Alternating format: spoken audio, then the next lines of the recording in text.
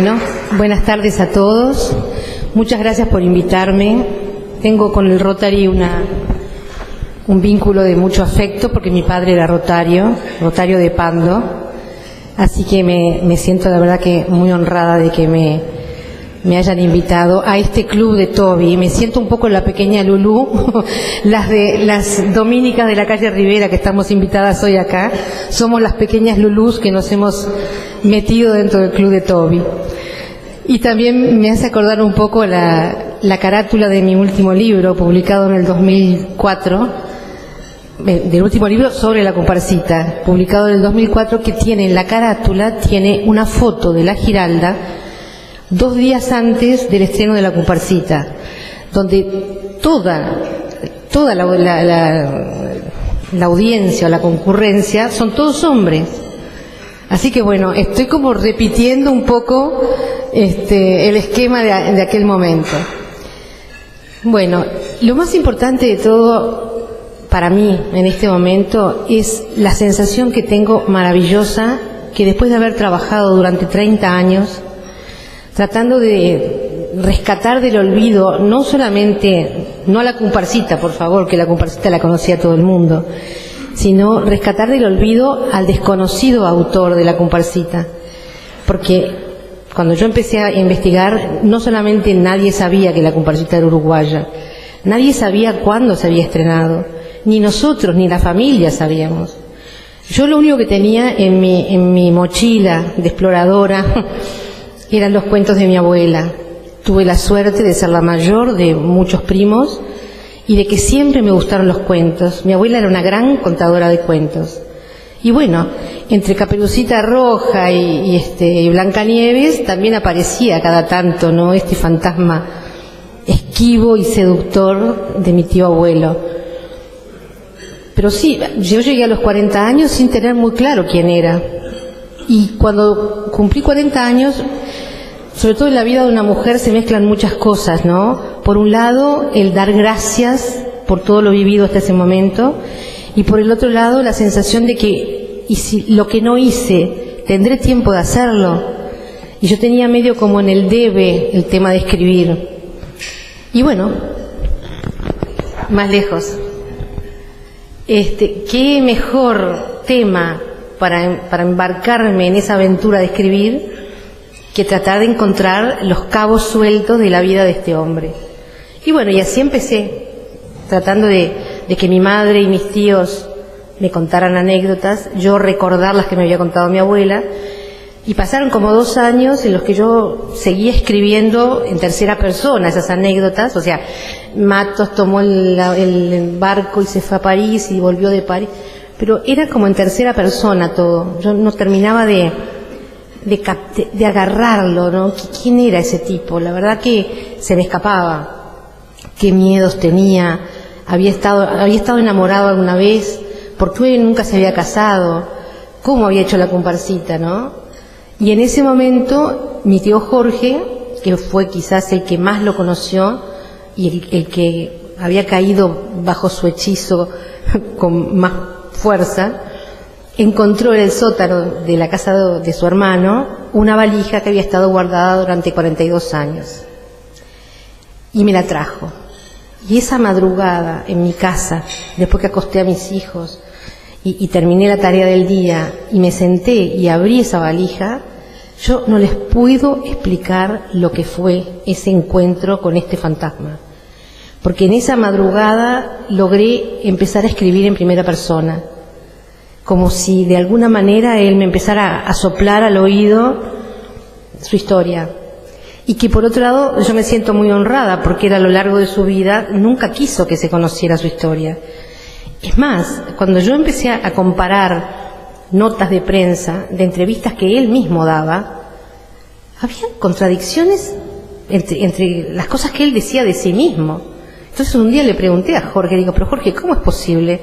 Por un lado dice esto, por otro lado dice el otro. ¿Cuál es la verdad de todo esto? Y bueno, la verdad de todo esto dice es que él no quería que nadie supiera quién era. O sea que me siento muy honrada de que finalmente él me haya permitido que yo descubra quién era y lo comparta. Y para mí es una responsabilidad gigantesca cuidar la memoria de este hombre, porque más allá de ser el autor de la comparsita, es mi tío abuelo, es mi familia. Entonces, hay muchas cosas que se mezclan acá.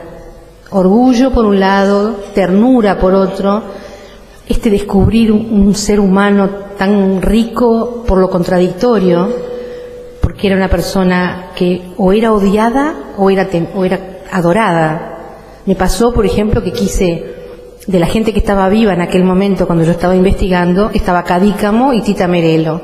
Y yo, chocha de la vida, dije, voy a pedir una entrevista para que me cuenten. Ninguno de los dos me quiso recibir.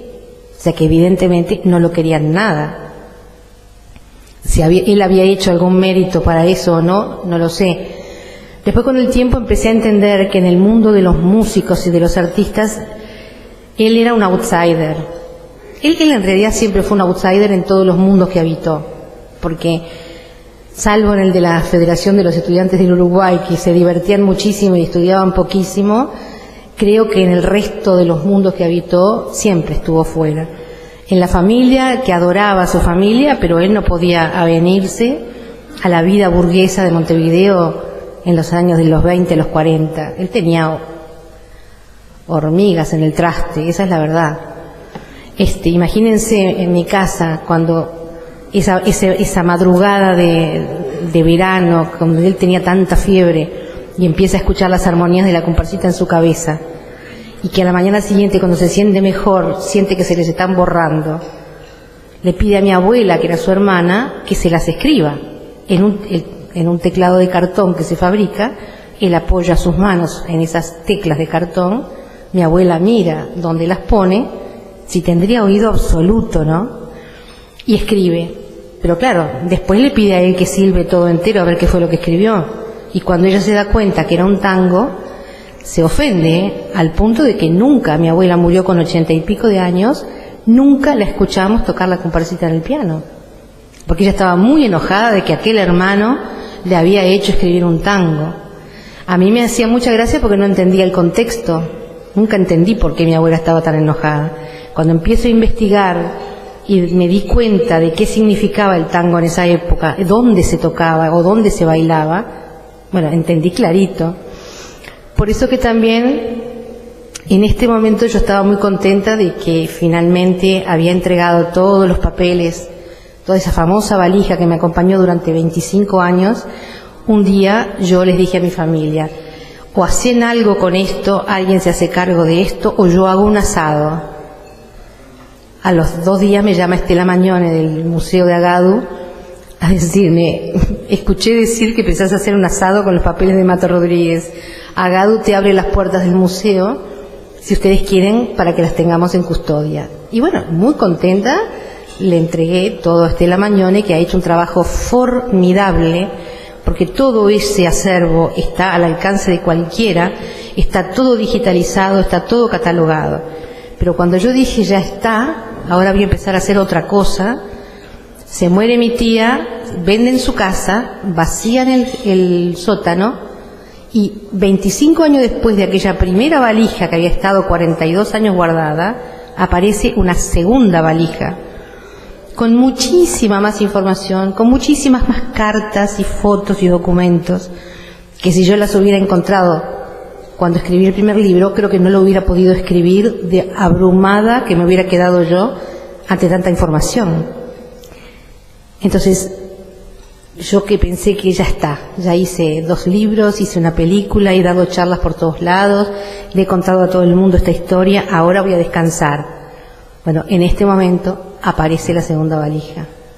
Y me pasa otra cosa, y es que en todos estos homenajes que agradezco y los he disfrutado, pero en todos estos homenajes solamente se ha tocado la comparsita. Y mi tío compuso casi 80 temas más, entre tangos, milongas, foxtrots, canciones montevideanas, zambas, rancheras. O sea, es un trabajo enorme el que él hizo y que la gente no lo sabe. Es más, se conocen muchos de sus tangos: Mocosita, Te fuiste jajá, La muchacha del circo, Adiós Argentina, San Telmo. bueno, por nombrar algunos conocidos, pero que no se asocian con él. La gente cree que él hizo la comparsita como una casualidad y nada más. Así que bueno, cuando yo ya pensaba retirarme a los cuarteles de invierno, tengo por delante una tarea que me parece que es como un debe, y es que se conozca el resto de la obra. Tengo ganas, no sé, de hacer un musical con todas las canciones de él. No sé, ¿qué voy a hacer? No sé. Pero sé que si pude hacer lo que hice hasta ahora, seguro que voy a poder hacer esto otro. Bueno, no sé si alguien me quiere hacer alguna pregunta. Si no, les agradezco profundamente el espacio que me dieron y viva la comparsita.